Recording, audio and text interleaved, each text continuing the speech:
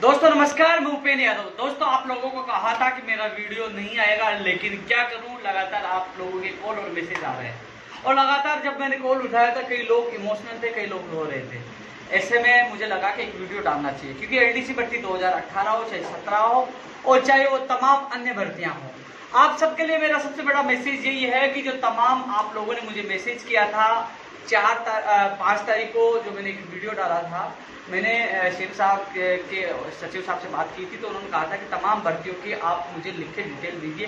तो आप लोगों की वो डिटेल आपने मुझे भेजी थी, वो डिटेल एक बार तो मैंने इनको भेज भी दी है। इसके अलावा लेटर पैड पे टाइप करवाकर मैं सोमवार या मंगलवार को कभी भी, क्योंकि मैंने मंत्री जी से बात की है कोटपुतली वाले से, उन्होंने कहा है कि वो जल्दी से में मुझे एक मीटिंग फिक्स कराएंगे। तो मैं समय मांग रहा हूँ, जब भी मेरी मीटिंग होगी तो मैं खुद व्यक्तिगत भी तमाम भर्तियों का जो मामला है, चाहे अधीनस्थ बोर्ड की हो चाहे आरपीएससी की हो, उनका नाम तो नहीं ले पाऊंगा क्योंकि मैं पहले जिक्र कर चुका हूँ। आपको पता है कौन कौन सी भर्तियां हैं, उस पिछले वीडियो में आपको पता है। उन तमाम भर्तियों की डिटेल मैंने खुद ने बनाई है बैठ के घर पे, और उनको मैं एक बार तो उनको व्हाट्सएप मेल के जरिए भेज चुका हूँ, और एक मैं व्यक्तिगत मिलकर सीएमओ में वो पूरी मैं रिपोर्ट दूंगा कि जो तमाम भर्तियां लंबित है, चाहे आरपीएससी के जिनका परिणाम जारी होना है, कई भर्तियां जो कोर्ट में हैं, चाहे आरएस भर्ती 2018 हो, चाहे आप कृषि प्रेक्षक हो, महिला सुपरवाइजर हो, प्रयोगशाला सहायक हो, ये कोर्ट में लंबित है भर्तियां, चाहे फायरमैन की भर्ती लंबित वो हो। इसके अलावा जिनकी परीक्षा तिथि जारी होनी, चाहे पटवारी हो, चाहे वन रेंजर हो, और चाहे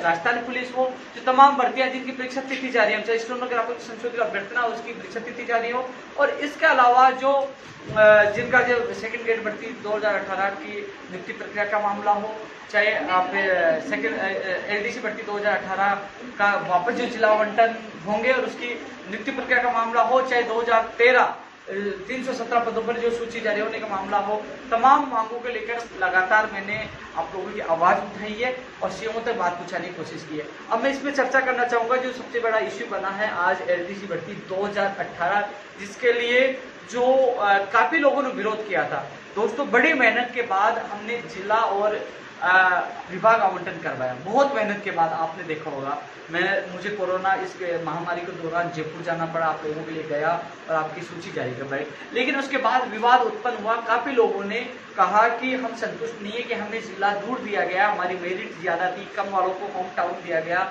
विभाग को लेकर वो संतुष्ट नहीं थे। ऐसे में एक बार तो मैंने वीडियो के माध्यम से आप लोगों को अवगत कराया था कि आपको जो मिले आप ज्वाइनिंग कर लीजिए, ज्वाइनिंग के बाद आप कोर्ट में जाकर आप अपना जिला बदला सकते हो। लेकिन जब मुझे बात हुआ, पता चला कि वास्तव में लोग एडवोकेट के पास जा चुके हैं, मैंने एक दो एडवोकेट से बात की कि हमारी तैयारी हो चुकी है, आपके कुछ उनके स्क्रीनशॉट आपको ग्रुपों में, व्हाट्सएप ग्रुपों में मिले होंगे जो उन्होंने तैयारी कर ली थी कोर्ट में याचिका लगाने के लिए। अब ऐसे में मैं जब तक तो बात नहीं की, लेकिन कल मैंने सीओ में अधिकारियों से बात की, मैंने निवेदन किया कि एक बार भर्ती कोर्ट में चली गई और एक बार स्टे मिल गया तो साल भर भूल जाना। दोस्तों 8 साल का मेरा अनुभव है, क्योंकि आप रीड शिक्षक भर्ती 2018 में जो 11 फरवरी को हुई थी, वो 2019 में 19 और 20 में वो जाके पूरी हो पाई है। आप आरएस भर्ती 2018 कृषि प्रयोगशाला सहायक भर्ती, जो तमाम भर्ती 2015 जो अग्नि सहायक वाली है, वो आज भी कोर्ट में लंबित है। यानी कि कई भर्तियां 4-4 साल तक। एक बार शिक्षक भर्ती 2000 रीड शिक्षक भर्ती 2016 वो 19 में पूरी हो पाई थी, 3 साल में।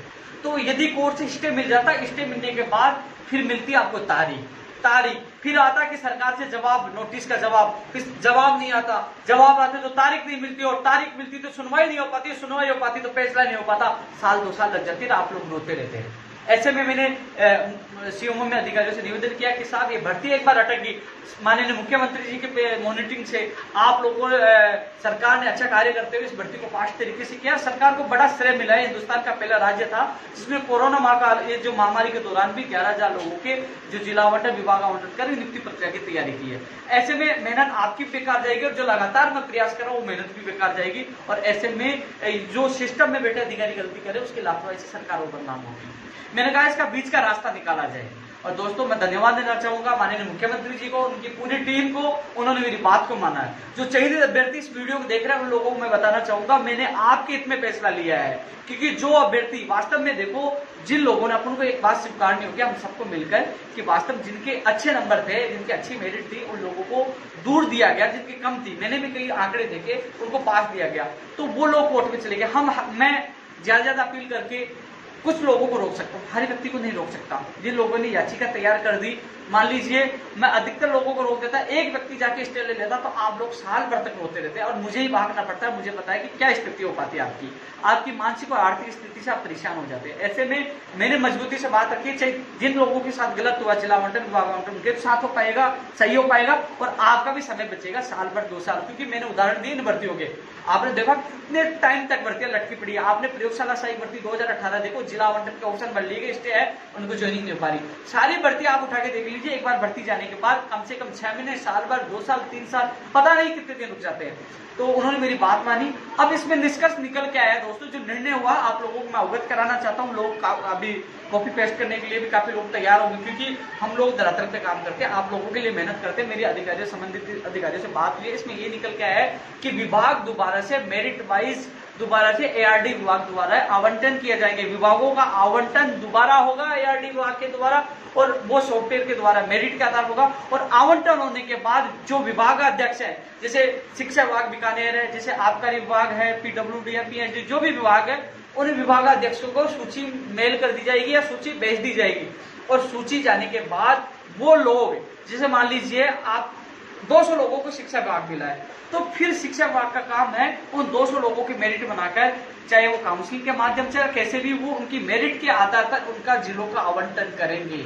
वहां पारदर्शिता रहेगी। 200 लोग हैं तो 200 लोगों को पता चलेगा कि मेरे नंबर कितने हैं, किसके कितने हैं, ज्यादा है कम है, तो मेरिट के आधार पर फिर उनको जिला मिलेगा।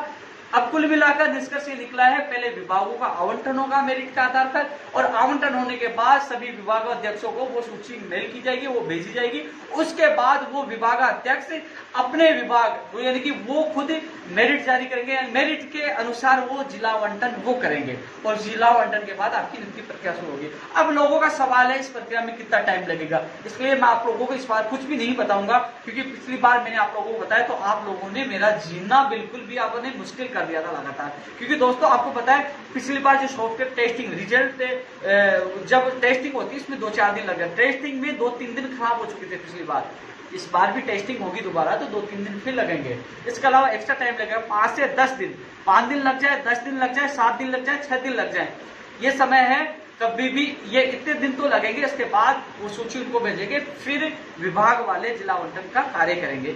ये एलडीसी भर्ती 2018 के अभ्यर्थियों की सूचना है। 2013 वाले 317 वालों के संबंध में मेरी खुद की बात हुई। आपके लगातार कॉल और मैसेज आ रहे हैं, आप 7 साल से संघर्ष कर रहे हो, मुझे पता है। मैंने आपका हर जगह साथ दिया। जब सीएम साहब की मीटिंग हुई तो आपकी मैंने शामिल कराया, चाहे रोहित शर्मा हो, चाहे अभिषेक हो, चाहे इसमें पूछ लीजिए, मैंने मुद्दा शामिल कराया और सीएम साहब ने आपके पद सर्जित किए। हर जगह मैंने आप लोगों का साथ दिया है। और अभी मैंने बात की तो उन्होंने कहा कि सीनियरिटी इनकी रखी जाएगी, इनकी ज्वाइनिंग होगी। आपके फॉर्म जो आरपीसी पड़े उस संबंध में भी सचिव साहब को कह दिया कि जल्द से जल्द मंगवाई जाए। तो मैं आपकी भी हेल्प कर रहा हूँ, जल्द से जल्द आपकी सूची जारी हो, आपको खुशखबरी मिले। आप 7 साल से संघर्ष कर रहे हो। 2018 वालों को कहना चाहूंगा, अब 2013 वालों से इनसे सबक लीजिए। मैंने भी पूरा सहयोग किया, लेकिन इन लोगों ने इतनी मेहनत की है कि 7 साल से लोगों ने हार नहीं मानी। तुम बात करिए, कोर्ट में भी गए हैं, जीते हैं, और आज इनको मंजिल मिलने के लिए तैयार हो। और आप 3 दिन क्या परिणाम, आपका जो सूची क्या लेट हो जाए, आप 3 दिन में हंगामा कर देते हो। 3 दिन में उसकी ईमानदारी, जो मेहनत करने वाला है उसके ऊपर आप आरोप लगा देते। कम से कम जो मेहनत करता है, आप लोगों के लिए निकल के घर से गया। और रही बात जो मैंने बेरोजगार संघ छोड़ा, तो मैं कह दूं कि बेरोजगार संघ ऐसे नहीं चलता। मैं सक्षम नहीं हूं, मैं इतना बड़ा वो अमीर नहीं हूं, क्योंकि आर्थिक स्थिति कमजोर होने के कारण मैंने संगठन छोड़ा है, अध्यक्ष और संयोजक पर छोड़ा है। रही बात प्रवक्ता के तौर पे इसलिए काम कर रहा हूँ कि रविंदर और सभी लोगों ने निवेदन किया कि भाई कि हम लोग बोलने में कम माहिर है, हम लोग मजबूती से बात नहीं रख पाएंगे। जब तक हम लोग मजबूत नहीं बन जाए, जब तक आप हमारे संगठन, चाहे आप धरना प्रदर्शन में शामिल मत होना या आप कहीं मत जाना, कम से कम आप प्रवक्ता के तौर पर हमारी आवाज बुलंद करते रहना। इसलिए मैं मीडिया वाले जब कॉल आते हैं तो मेरी बाइट भेज देता हूँ, मैं मेरी स्टेटमेंट दे देता हूँ। वो घर बैठे भी मैं स्टेटमेंट दूंगा, आपकी आवाज को घर पे भी उठाऊंगा, लेकिन मैं धरना प्रदर्शन नहीं कर सकता, नहीं कहीं आप लोगों के लिए जा सकता, न मैं मेरे पास पैसे कि मैं आप लोगों के लिए, जिस प्रकार 3 मार्च को भी मैंने जेब से पैसे दिए, जिस प्रकार हर जगह मैं जाता हूँ तो जेब से पैसा देता हूँ, लेकिन हर बार नहीं दे पाऊंगा, क्योंकि 9 साल से मैं खुद इतना कमजोर हो चुका हूँ। मेरे संगठन के, मैंने पिछले पहले बताया था, 14 से 15 लाख रुपए का कर्जा था।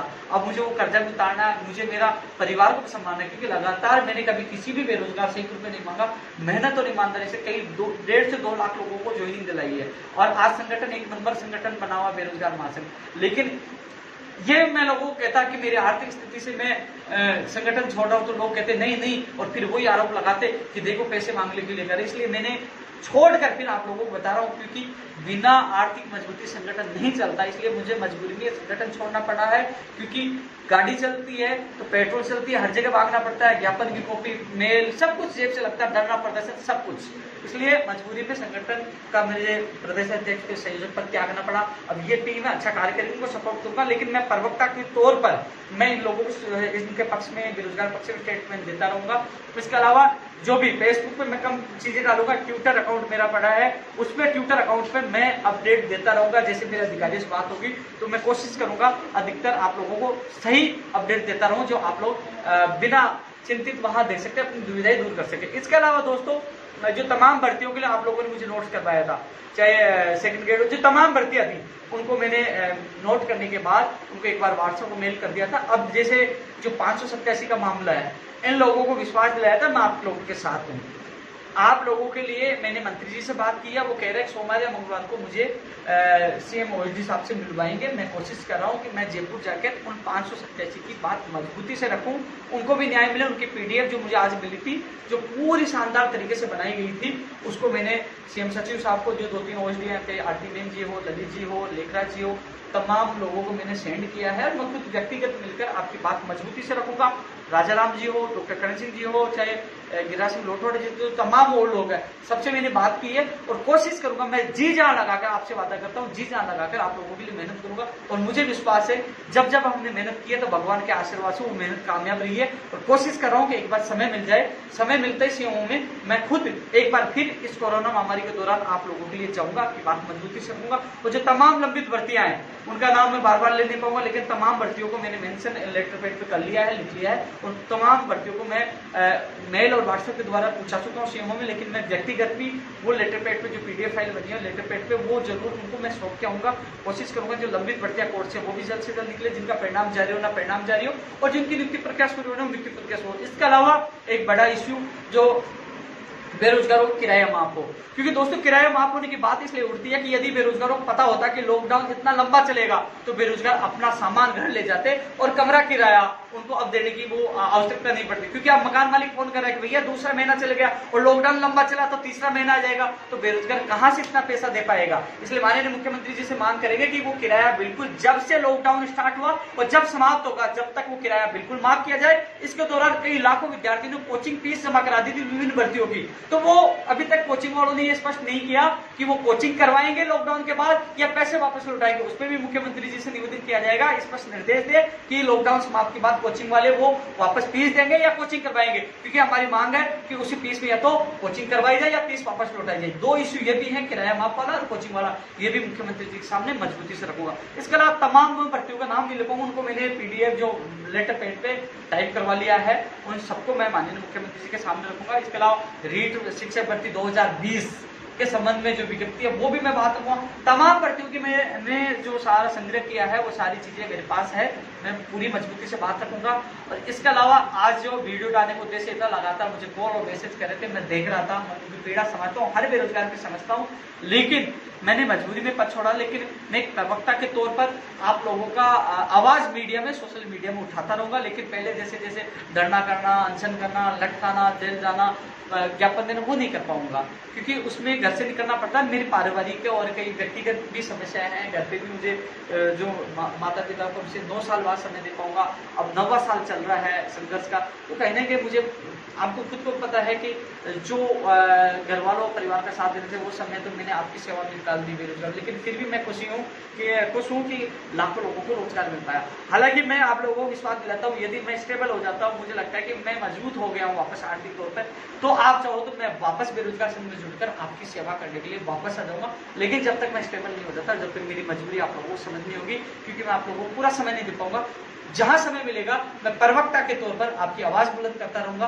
रविंद्र चौधरी जो अध्यक्ष है, संयोजक जयराम किसाना और जो तमाम जो टीम बनी है वो आपकी मदद करती रहेगी। अभी कोरोना चल रहा है और कोरोना समाप्त के बाद ये भर्तियों के साथ साथ वो किराया माफ करने का मामला, कोचिंग वाला मामला, तमाम मुद्दे उठेंगे और उसके लिए लड़ाई भी लड़ेंगे, चाहे वो धरातल पे हो, चाहे सड़क पे हो, चाहे कहीं लड़ाई लड़ेगी। उनकी लड़ाई भी कंधे से कंधा मिलाने एक काम व्यक्ति बनकर पूरा साथ दूंगा। जो अपने रविंद्र चौधरी अध्यक्ष और संयोजक जयराम गुजर के नेतृत्व में लड़ाई लड़ेंगे, मैं उनका पूरा साथ देने आऊंगा। लेकिन आप सबसे मेरा ये निवेदन है कि आप लोग मजबूती से आप लोग अपने संगठन जो अपने भर्ती के लोगों को एकता में पिरोए रखें, एक साथ रखें। जब आवश्यकता पड़ी तो हम सब मिलकर इस लड़ाई को लड़ेंगे। दोस्तों, इसके अलावा एलडीसी भर्ती 2018 वालों को मैंने कह दिया है कि आपका जो प्रक्रिया होगी मैंने आप लोगों को समझा दी है, लेकिन जो आज निर्णय हुआ है वो आपके हित में हुआ है। कम से कम ये भर्ती आपकी लंबी नहीं अटकेगी, लटकती तो आपके सपने शायद पूरे नहीं हो पाते। ऐसे में अब 5 से 10 दिन आप इंतजार करिए कि आपके जो सूची जो विभाग आवंटन होगा, फिर जिला आवंटन का वो विभाग जो जिस विभाग अध्यक्ष है या विभाग कार्य करेगा वो आपके सामने हो जाएगा। लेकिन जितनी मदद होगी मैं आप लोगों की करता रहूंगा। जय हिंद, जय भारत।